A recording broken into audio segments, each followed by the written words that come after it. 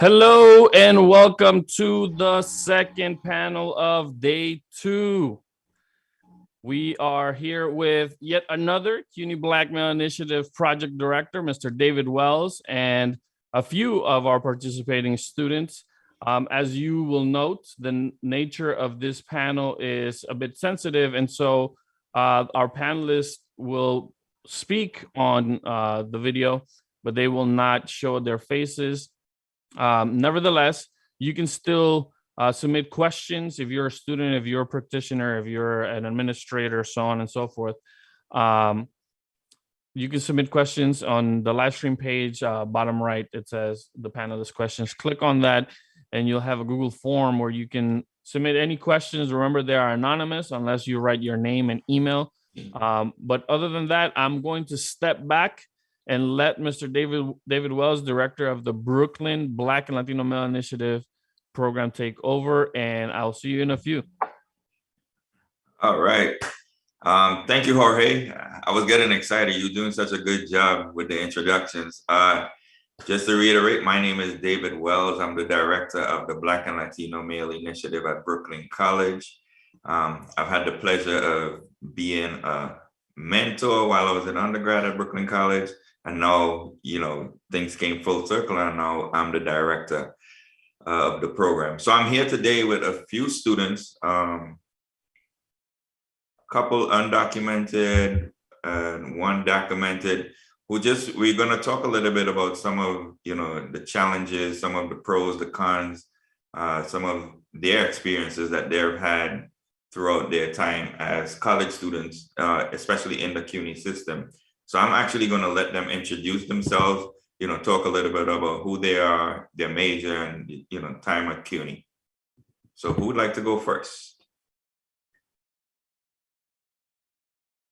I'll go first. So, my name is Fernando Ortega. I am an upper senior at Queens College. I've been studying there since 2017, and I am an environmental studies major and a bio and public health minor. I am also a DACA recipient, the DACA, the documented one. All right. Thank you, Diego. And I think I saw Alexis. If you would like to go ahead and introduce yourself. Hello, good morning, everyone. David Wells, George, and all of the other panelists.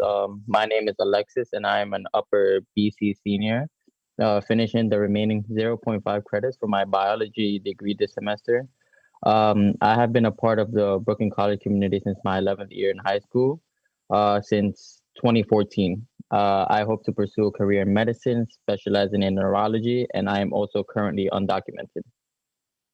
All right. You're going to pursue it, man. You're pursuing it. You don't hope to. Just want to make sure you speak that to life, brother. All right. Last and not least, we have Mary. Good morning, everyone. My name is Mary. I am a recent graduate from John Jay College. I graduated with my master's degree in criminal justice. I've also been in the CUNY system since 2014. I've graduated from community college, transferred into John Jay, so I've had 3 degrees thus far, and I am also fully undocumented. All right, thank you, Mary. Before I move on and just to get into some of the challenges that you guys faced over the last couple of years, particularly through the COVID pandemic, I just want I'm not sure how it's showing up to people who are actually viewing the conference, but our students, they chose not to show their faces, and I think I wanted to really highlight that, right? Because this is how undocumented and some documented students actually show up in real life. They're not able to really give all of themselves. There's always something that they have to hold back, whether it's because of lack of accessibility, or it's just a stigma around being undocumented or documented. And I really wanted, I sort of appreciate the whole nuance of this experience here, and just seeing that the students chose not to show their faces and really just give their first name, because there's such a stigma around immigration, and even though we're in the U.S., it's not unique to the U.S. only. And I think this particular panel, I want folks to just look at how students have to represent themselves on screen with a black, at least Diego has a picture up, but with a black screen. And I think I want you all to really experience this, because this is how a lot of our undocumented and documented students show up. They cannot give all of themselves because of fear of something. So this is the most you'll hear me speak today, but because it's the student's experience.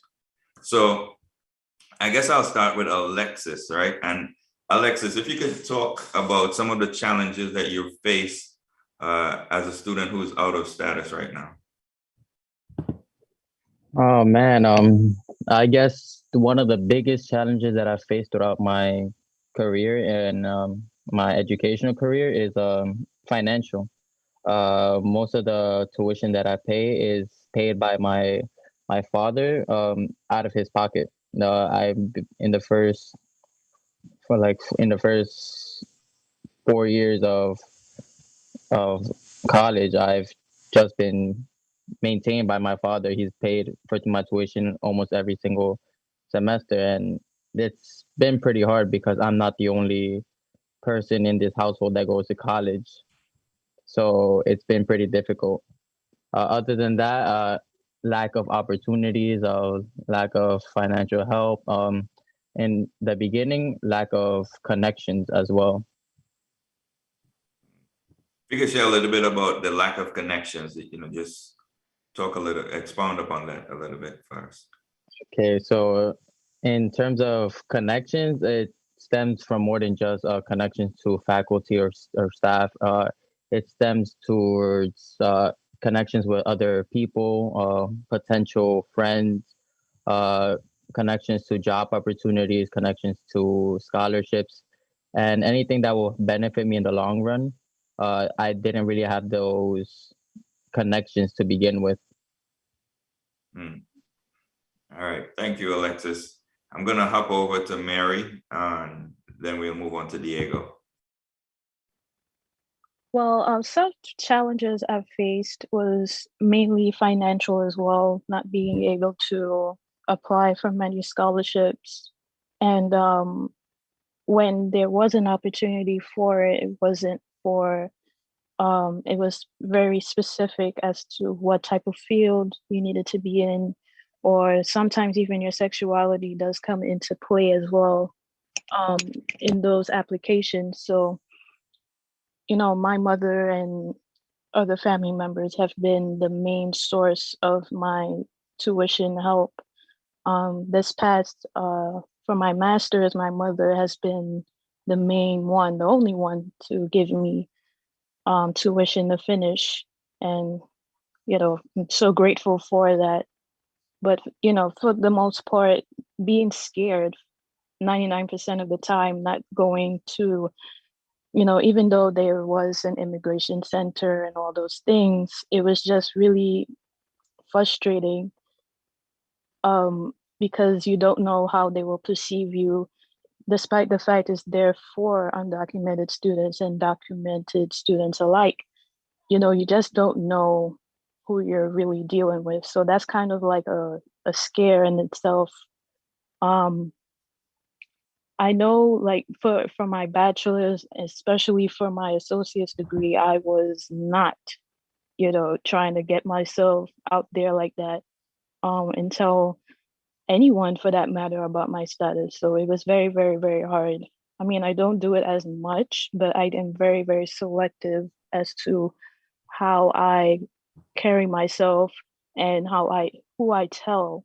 So it's very, very important for me to not tell everyone about, my status. You just don't know who you're dealing with. So that's the kind of fear behind it. It does limit you, but again, you just don't want to take the chance. But for the main thing is financial and not trusting a lot of people. All right, thank you, Mary. Diego?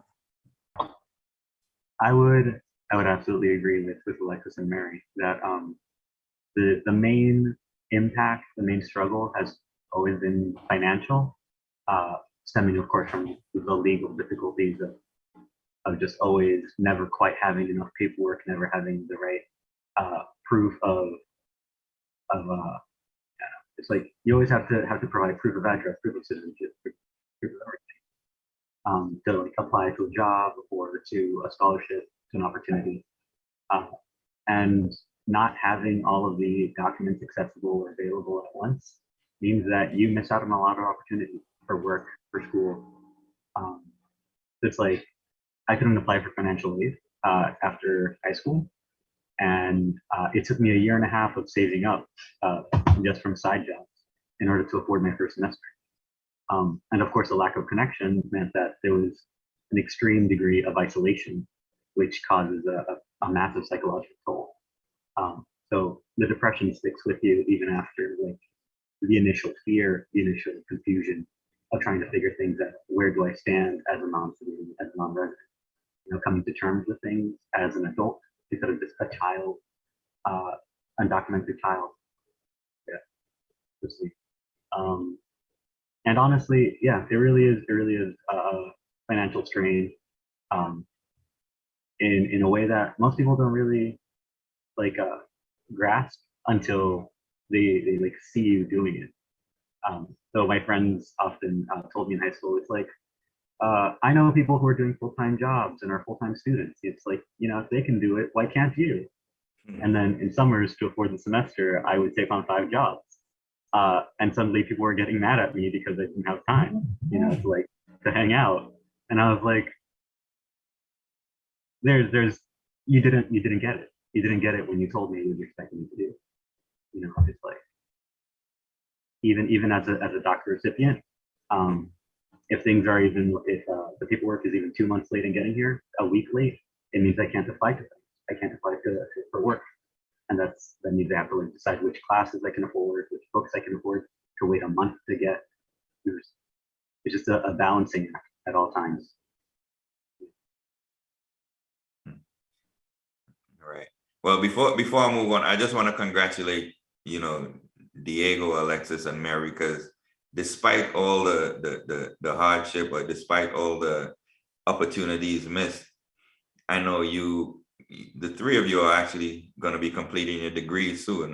Mary, you're actually, you know, finished up your master's, and so it deserves to be praised, you know, despite, you know, being out of status, despite the financial issues, and despite all the other issues you face, you guys persevered and you're actually finishing up your degree.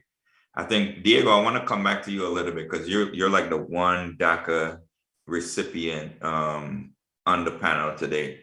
And I'm curious to know, like, how does it affect you, like, I guess, you know, just psychologically, emotionally, just with the constant, you know, not just politicizing, but you know, I saw Biden this week also, you know, spoke about passing another law for DACA recipients. How does that stuff affect you? The ups and the downs in terms of the news, the Supreme Court rulings, and, you know, all the other news that pops up for you as a DACA recipient. Sorry. So I was actually reflecting and talking to some friends the other day about that question. Because when I was younger and first getting into college, I was a lot more optimistic about the way that things would work out. I remember at one point someone asked me how I felt about being a DACA recipient, and I said that well, my answer has always been that it's very expensive, all things considered, reapplying every 2 years, and it's like I can't always afford it immediately. So I was a little indignant at first to have to pay so much to just be here, you know, something that I was doing for over a decade and a half prior for free. But at that time and at the very beginning of college, I also responded that I was grateful for it because despite the expense, it meant that I could meet all of the people like Jorge Alguera and my friends in college that I wouldn't have met otherwise. I wouldn't have had the opportunity to be there. But over time, with the ups and the downs of waiting for the 2020 decision, whether they would, which was very close, it was like 5-4, the Supreme Court decision, not to overturn DACA. It was nerve-wracking. It was like terrifying to know, it's like that things could go up at any minute. But it's like, honestly, it feels that way at all times, no matter what major political moves are in play. So after a while, you get numb or ambivalent about it. It's like if a decision is going to be made anyway, and there's such limited political power in our community as undocumented or documented individuals, it's like all I can do really is help the other individuals around me access resources and either tune into the news cycle as it relates to my studies, or tune out to keep a level head. Like I can't be as emotionally involved as I used to be anymore. Thank you. One of the things, as an immigrant myself, I would have heard while I was in high school and coming through there, like just go back to your country, right? As if making the choice is so simple. So I want to just paint a broader picture for the audience. One, if you could answer this question, like how old were you when you got here, and was it your choice to actually be here? So I'll start with Mary first this time. Actually, I came here at the age of 10. And no, my mom brought me here, but to be honest, it was the best move that she's ever made. So I'm not complaining about that. Mm-hmm. Considering that from where I was to where I am now, I know that wasn't a possibility from where I came from, unfortunately. So even though I do go through these challenges, I know this has been the best move she's made for me, and it's made my life a lot better for sure, due to the accolades I've acquired over the years. So yeah, shout out to mom for making this move. But yeah, I was 10 when I came to the United States. All right. Shout out to mom. Alexis? When I came here, I was only 4 years old. When I came here in December 2002, it was not my choice to come here. I remember just waking up one day and my mom packing up my a bag, and I remember asking her, "Where are we going?" And she just said, "We're going to the United States." I didn't really know what that entailed, but as I grew up, I thought that, oh, this is just me growing up. This is my childhood. There's nothing different. Until I got to high school, until I got to college, that's when I really realized what it meant when she said, "Oh, we're going to the United States." And I also agree with Mary. It was really one of the better decisions, not just because of the opportunities that the United States has, but also because of the experiences that I gained in the United States that I could not have gained in my home country. Like, for example, one of the major ones is being fluent in English. I'm bilingual thanks to this decision that my parents made for me. And being bilingual opens up the doors to many more opportunities than just being a monolingual.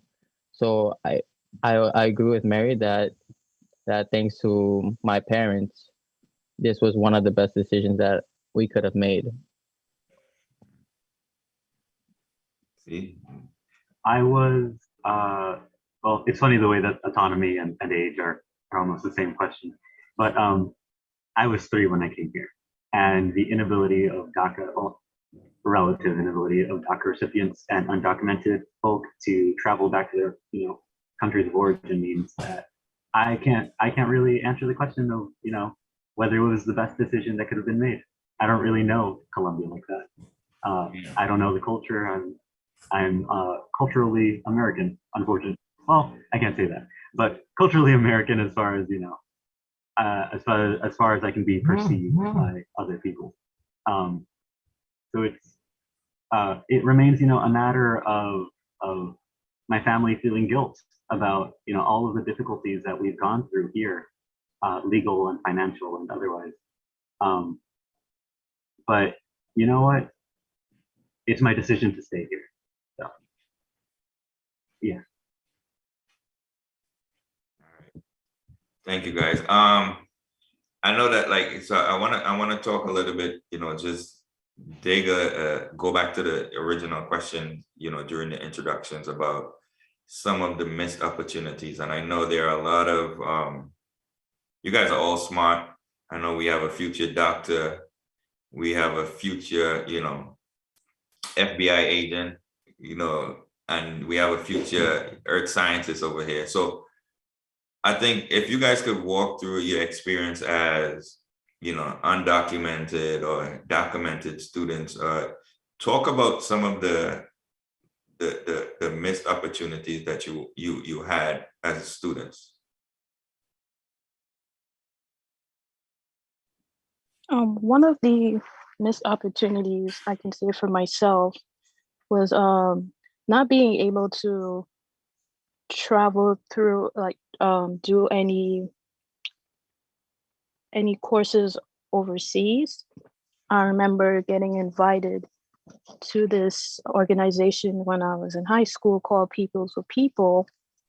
And due to my grades and all of those things and being nominated by my teachers, I couldn't do it. You have to travel overseas and see all these different things, to see Europe and all those places. So it was one of the things that really, when you read the letter and it's like, that's nice, but I can't. So it was just really frustrating for the most part to not be able to partake in things like everyone else in your class and do the stuff that they're doing. And also, especially during, at one point, I did believe, because I was told by others that I wasn't able to go to college due to my immigration status. So it was really tough, like seeing everyone else around me getting excited to apply for college, saying what they want to do and all those things. And at the time, I had a 3.7 GPA in high school, and seeing that everybody else was so excited to do that. And I'm just here like, well, I can't go. And it felt really disappointing and depressing. But thankfully, I did have an advisor. In high school, she told me, hey, what do you mean you can't go to college? Of course you can. And, even though I was still in disbelief, I got an email invited to Kingsborough Community College. And it was the best thing that happened to me that day, just seeing that acceptance letter in my email. So, being completely ignorant as to what resources are out there for you, it may seem silly now, but at one point, that was the thought process for me. I really thought that high school was just the end for me. But as everyone can tell, I have my master's now, so things have been looking up. So my thing is, my resource is to really reach out to others like myself in middle school, high school, thinking about going to college while being undocumented, just to tell them it's possible. Don't let anyone else tell you otherwise, because at one point I did truly believe in my heart and soul that I couldn't go. So lack of information is definitely out there. And, the lack of resources is, it's out there for many of us, especially in certain communities. So yeah, that was my experience in terms of not having certain opportunities, certain things. Couldn't travel, couldn't get fast food, couldn't do a lot of things. But the best thing was I didn't have to pay out of state tuition. So I guess that was one of those things. But other than that, you had to find your way, find your own resources, and things weren't just readily available to you back then as it is now. So, you know, lots of challenges, lots of frustrations, but you just have to keep the faith. Thank you, Mary. I wanted to jump on 2 points Mary just made.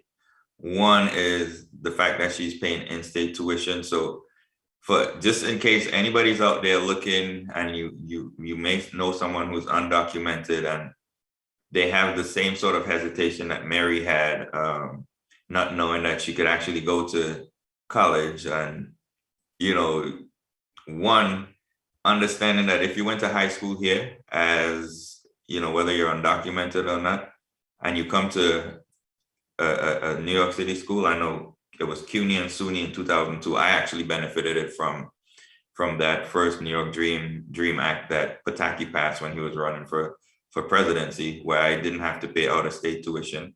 Unfortunately, the international students bear the brunt of that now. They have to pay per credit ever since that law was passed. But just understanding that we cannot deny you education. And so at least in New York State, that this is what was told. So if you know someone who is undocumented and they think they can't come to school, send them over to, you know, Sean Best, Jorge Alguera, you know, or anyone that you might know from CUNY. You know, you could reach out to any of us and we will point them in the right direction to go through the process of coming in. Yeah, I just wanted to do a little plug right there since it came up in Mary's conversation. So Alexis. Yeah, first of all, I actually do want to thank the CUNY system for being such an undocumented, documented friendly community. But back to the question, missed opportunities, I've had quite a few. I've had the opportunity to shadow the head neurology researcher in Mount Sinai. I've had the opportunity to volunteer at NYU Langone Health Center in outpatient and inpatient care. But due to the fact that I don't have a social security or an employment authorization document, I was told that there was nothing they could possibly do for me because that was the protocol, that was the law. So I missed out on those very important opportunities that could have helped build my resume in the future. But other than that, there's even opportunities that I've missed that aren't related to school. I was growing up, I still am a soccer player, and there were various occasions where I had the opportunity to travel to other states to try out for a soccer team or an academy. And because I couldn't really travel, I missed out on those chances. And also, involving a school, I was not able to play for my college team for Brooklyn College because they only allow full-time students, while I could only go part-time due to financial constraints. So I was never able to play for the college team, which would have also helped build my resume, because medical schools don't look for just grades. They look for an all-round student that has done so many different things and has so many experiences under their belts. So because of my status, I have been really held back because I know I have a potential that I can achieve if it wasn't for my status.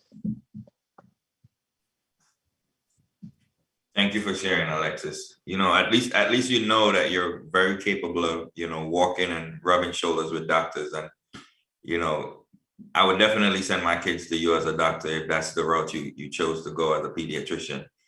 Just because I know you're a hard worker, you know, and such. Diego, you want to jump in and share? Yeah. So in terms of missed opportunities, the very first one was just getting out of, well, actually still in high school. When during the college application process, I went up to our college guidance counselor, and I told her that I was a DACA recipient and that I couldn't get financial aid. But if there were any scholarships or any advice that she had about the college application process. And she said, have you tried applying for FAFSA anyway? Have you tried applying to those scholarships anyway? And I was like, well, it says, you know, like citizen and residents only. and it's going to be a waste of my time to apply just to be rejected on that basis. And then it's like, at her insistence, I did anyway, but it meant just stopping like 75% of the way through the application because I couldn't proceed with, providing the documents required. And then despite having the employment authorization card document, my family's an immigrant family from Colombia, with like, it's just me and my mom. So I didn't have enough connections to really build up my resume from the beginning. It was me running around the city, going to NY Lag to, make the road, doing absolutely all the research I could to get, my hands on anything that was useful, both legally and career-wise, in order for me to go to school. I couldn't afford it for a year and a half. So it was like NY Lag suggested that I seek out the kind of contracts where a company would sponsor me, for like, I would work for them for 5 years and they would pay for school. So like an extent. And I was like, that's absolutely terrifying, yeah. I mean, it was a fascinating opportunity, but also it meant that I'd be stuck working at Chase instead of at like the field that I wanted to work in, Right. for until like, after graduating from college. And it was like, there are so many opportunities that I couldn't apply for, so many that I was rejected from. It was absolutely disheartening. But in a sense, it also made me like horribly tenacious. Like my first 3 jobs were stipend internships, working with environmental and community activist groups. And it's like now with Excel at Queens College, the BMI branch there, and like all kinds of other opportunities that I've had through college. It's like now I'll even ask my teachers. It's like I want to have it's like I want to pursue my master's in public health, in occupational and health science, and they'll like one of them offered me an internship with her at her study.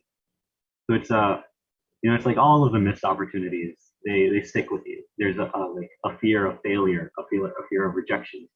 It's like honestly, if I start a new scholarship application, I might get 80% of the way through before I'm like so afraid of the rejection that I feel like I know is going to come after the last 80 attempts and rejections, that I might just leave it for like another month. But it's like you still get up and keep trying. It's like I'm an upper senior, and I'm not missing that opportunity. Oh, that's amazing, man. And again, like I just, the psychological effect that it has on undocumented and documented immigrants, that feeling of unworthiness where, you don't complete your application because you just don't feel like you will get it. You're not going to get that money. You're not going to get that scholarship. You're not going to get that, internship. So, it's really heavy. I want to shift gears a little bit because, I'm looking at you three. You are all successful students, and I know you couldn't have done it on your own. So I want, if you could take turns just sharing with the audience, like some of the key players, resources, anything that helped you as a student really get to where you are. And I think I want to start with Mary because she is finished her master's, so you've come furthest thus far. And then I will go to Alexis because he's also close to graduating. Well, for the most part, I've gotten opportunities during my master's degree program with 2 fellowships that I've been a part of. They have been great, and for the most part, them being open to undocumented students has meant the world to me. And for the most part, having to deal with a lot of rejections, having applied to many other things that were for undocumented students, also having something to finally come in and say, look, we do accept you into our program, we do accept you into our fellowship. And it was the best thing that's happened to me. So the last fellowship that I've done at John Jay, I was able to also be placed in an internship as well. And I worked alongside a nonprofit organization um, uh, with formerly incarcerated folks. So it did really help me, especially with the degree that I have. It really helped me work with others and really worked within that community and made me feel like, okay, I'm doing something for what I've been studying for all these years. So being a part of that internship as well as a fellowship, it has really helped me gain confidence, as well as made me a lot more articulate and a little more brave. I'm not out here just waving my arms, hey, I'm undocumented, but for the most part, it has been a great experience for me and my very first internship actually ever. So having something that has helped me achieve these things and make my resume a little bit more beefy, if you will. Um, it really brought a lot of experiences and also helped me connect with others as well. So they don't just see me as just another undocumented student, but someone who has their things together and who is willing to go above and beyond and excel. For the other two participants here, both of you all are in STEM, degrees, which is amazing. Like, to be a part of something that helps others in a major way. Not to downplay mine, but it's just amazing that what you both are doing in those STEM fields as well. So having that opportunity has really helped me, and I'm so very grateful for those two fellowships. Like, I couldn't be more grateful. All right. Thank you, Mary. Alexis? First of all, thank you, Mary. Thank you for those kind words. And your career is definitely something that helps out too. So you're not downplaying anything. But in terms of resources, I've had three very important resources at Brooklyn College, and one of them opened up literally September 2019. And before that, I was basically lost. So with the formation of the Immigrant Student Success Office, ESO for short, I finally had something that gave me motivation, something that was a community that was pushing me to become better, to actually fulfill my potential. They gave me so many opportunities. They gave me moral support. They gave me a sense of community, which was very important at the time because it was during the time that I felt alone. So one of the opportunities that they gave me was the Jose Peralta Act, which gave me the opportunity to apply for financial aid for the first time ever. And it's open for documented and undocumented students. So it really helped out because during that semester where I was able to go full time again, I was able to achieve the dean's list, and that was important because before that I didn't really have the motivation because I was only going part time, and that would really killed my drive. I used to doubt myself: Am I actually ever going to finish this degree? And once I got the financial aid to go full time, I challenged myself, and I realized that wow, I actually can do what I set out to do. And the other important one was Web, the West End building. It's a building that most of the clubs, like most of the student clubs, are centered. That's where I found a lot of different connections. I've made so many different friends, so many different people that I've met that gave me moral support as well and a sense of community. And I can honestly say that without this community, I would have lack of motivation. I would not really have the drive to do anything. So just the West End building, that's at Brooklyn College, right? Just to make sure that everyone knows what you talk. That's correct. It's in Brooklyn College.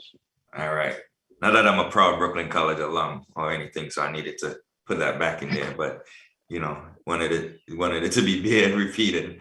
So I think two things that I wanted to touch upon, right? I know the Immigrant Student Success Office, at Brooklyn College, and I think there's another one at John Jay College. And I think those are the only two Immigrant Student Success Office, or, I'm not sure what it's called at John Jay, that's there specifically for immigrant students.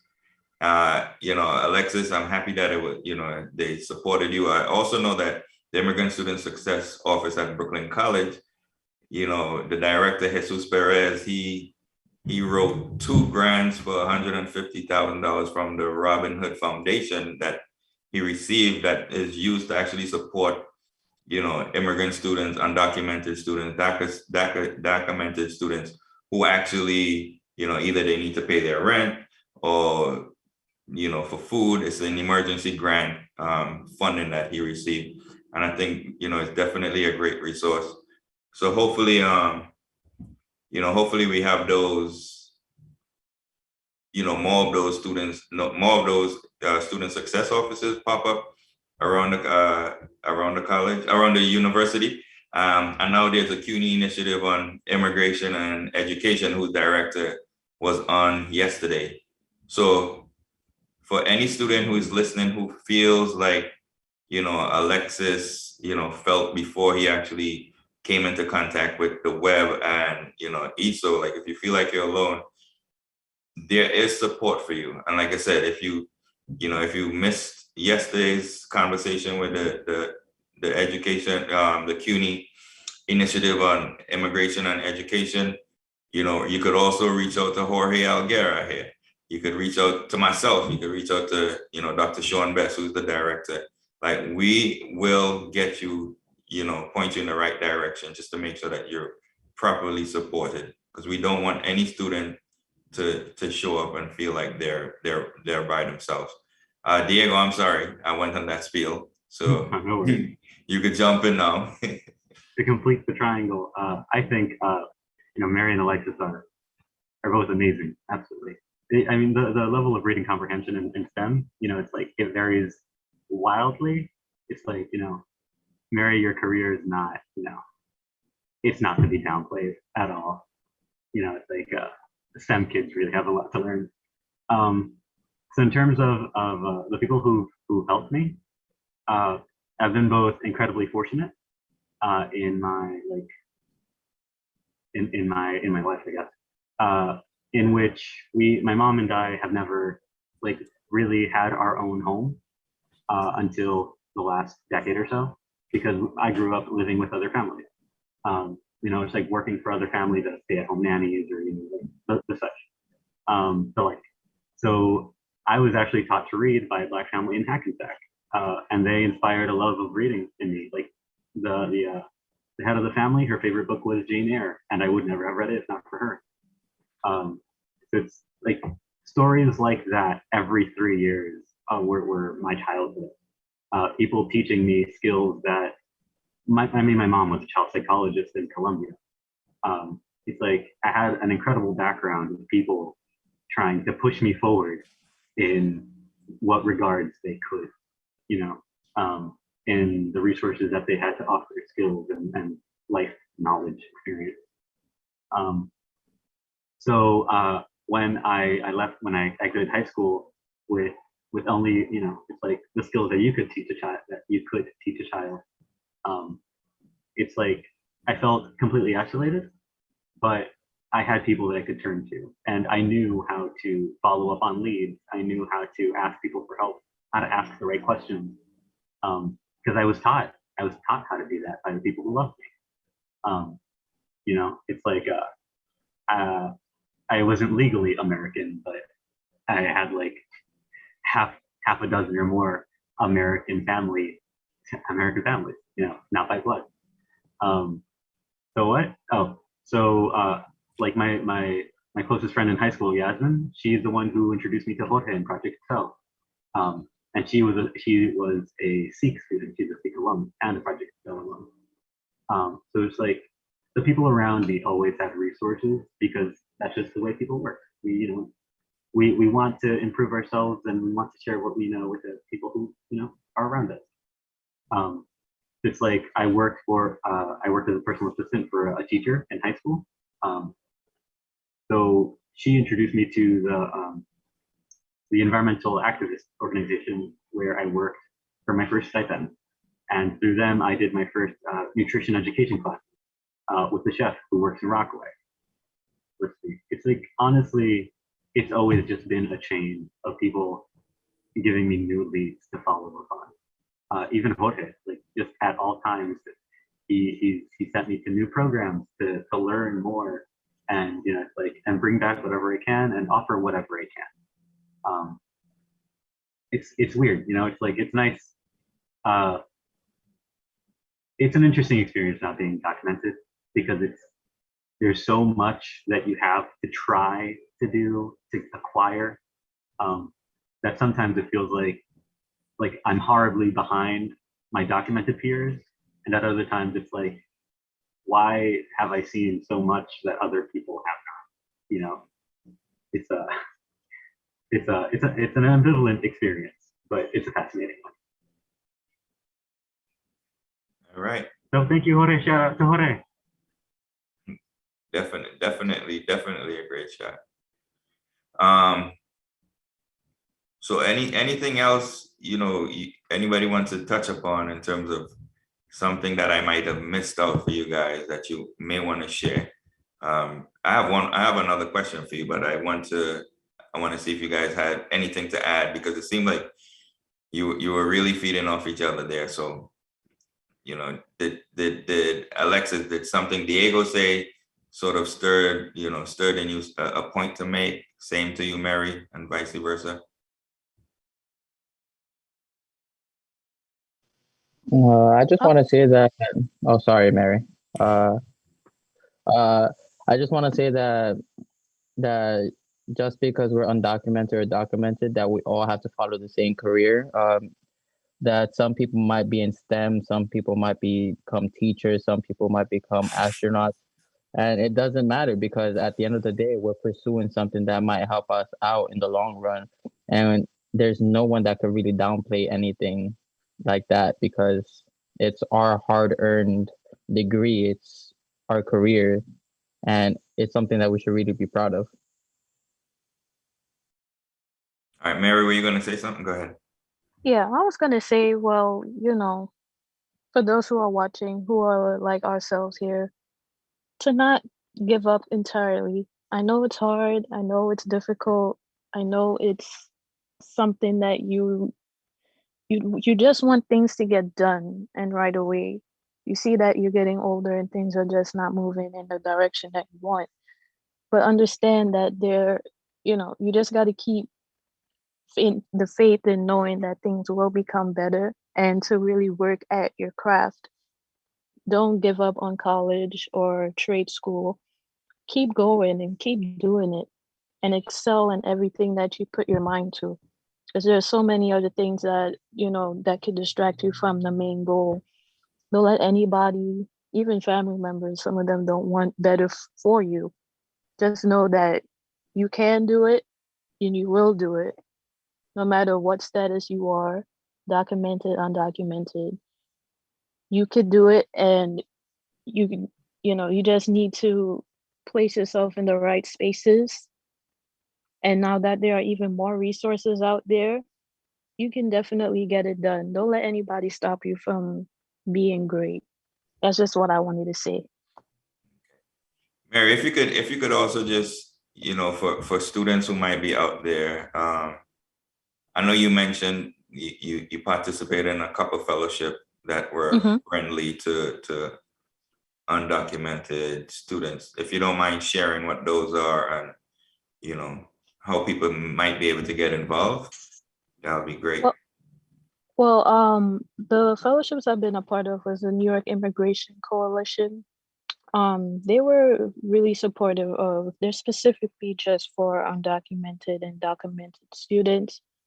And you're able to meet with others like yourself so that you can really connect with those people like yourself and have that type of connection. They also help, pay for tuition as well. And you also are able to partake in different projects that are within the immigrant communities. And the other fellowship I've been a part of was the TAL Fellowship at John Jay. That's open to all students of no matter what status you are, if you're undocumented or not. It's open to all students, and it's for master's degree recipients as well. So if you are at John Jay right now and you're thinking about, it's mainly for those with MPA students, but I was an MA student, so you can definitely get in as well and partake in it, apply, and it's been a great experience from both sides, and it's definitely something that you should look into, especially if you're at John Jay. So those were the two fellowships I've been a part of during my master's degree journey. I know we have a couple questions from the audience. I guess I want to ask you one question. What would you say to the administration, or, whether it's the CUNY administration or there is another administrator at another university, or just anyone in general, that they should do in terms of to understand and support the needs of immigrant students, across the board? What sort of advice would you give to them?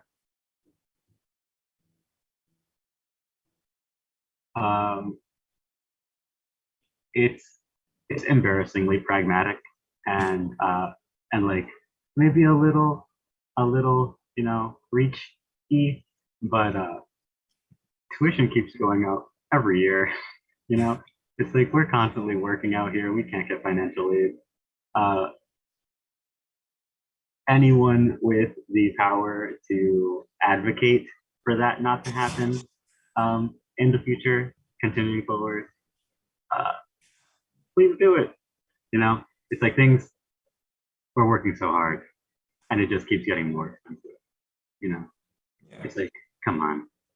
You can offer all of the resources that you can at the college, but at the end of the day, we still have to pay tuition, and that it's not cheap, even if it is in state. Yeah. All right. Embarrassingly pragmatic, as you said. Anybody else, Alexis or Mary?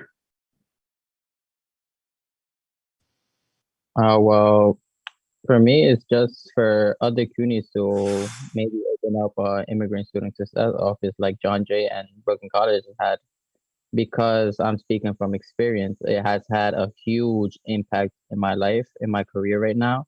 And I know a lot of the recipients for that office that have been impacted positively by it. So yeah, basically just to advocate for office like immigrant offices to open up in other colleges or the other CUNYs. Yeah, I have to agree with Alexis also.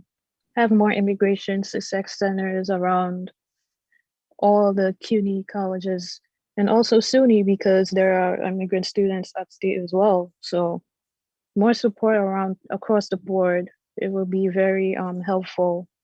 It has impacted me in a positive way also.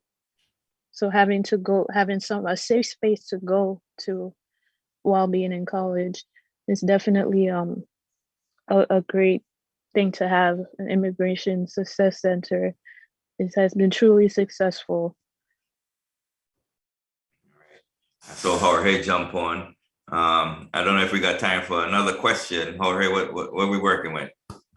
Yeah, no, I actually wanted to jump on. I want to echo and thank every single student that's spoken today, that you've shared to the extent that you have shared. I think I would be remiss by the entire community, right? I myself, I'm a DACA recipient, and I've graduated CUNY. I graduated CUNY before DACA was even a thing, and so I think it's important to highlight that the undocumented and the documented community isn't simply students, isn't simply people who are still burgeoning into who they need to be, right? A lot of us have had to figure it out, as Diego said, right? That sometimes you feel like you're so far behind your peers, and because you have to figure out other ways to truly make it happen, or to literally buy yourself into certain places, you end up doing more. You end up rounding yourself up a little bit better. And so I echo a lot of the sentiments that the students have shared today. Most importantly, at the top, the lack of financial resources and the financial stress, even for those of us who are lucky enough to be able to apply for DACA. Imagine, having to figure out how to pay for school, and then, oh, by the way, there's this another charge that I need to have just in order to get those jobs to pay for school, right? And so figuring all those things out are really important. I also want to make sure it's been kind of a little bit of a mission of mine since I've joined the BMI Central team, to highlight that the undocumented and immigrant story, journey, community itself is not solely constructed by people who identify as Latinx. That there are a lot of Asians, South Asians, a lot of Caribbean folk, and we understand that the Latinx community itself, there's other layers of colorism and so on and so forth. But just to understand that you could be at a bus stop and the person next to you that looks like me, or the person that may look like David, right? We don't know what the story is. And I think Diego's request of those whoever has the power to not increase tuition, or to further fund undocumented and documented students to raise the voice. I actually received an email as I was getting ready to come in here from one of our committee directors, and she mentioned the comeback program, the CUNY comeback program, that helps students, no matter, from what I'm reading, it doesn't really matter if you're undocumented, documented, if you're a US citizen or not, that you can apply through CUNY First to get some of your previous balances paid off. And you have until November 1st. So exactly 1 month for you as a CUNY student to apply to this comeback program. Some of the qualifying hardships are increased child care costs, the need to pay out of pocket for medical expenses, a dislocated worker, family changes in income, et cetera, et cetera. So if you're listening and you are able to apply to this, please do so. I want to close out by thanking David Wells for navigating this. This is a very sensitive topic, as everybody by now should understand. I thank Diego. Thank you for the shout out. Thank you for your work. Thank you for everything you're doing for the Project Excel community as a writing coach. Mary, thank you so much, and congratulations. Going to an undergrad undocumented is hard enough. Graduating with a master's and rising up to everything that grad school calls of you, both externally and internally. Congratulations, you make us all proud.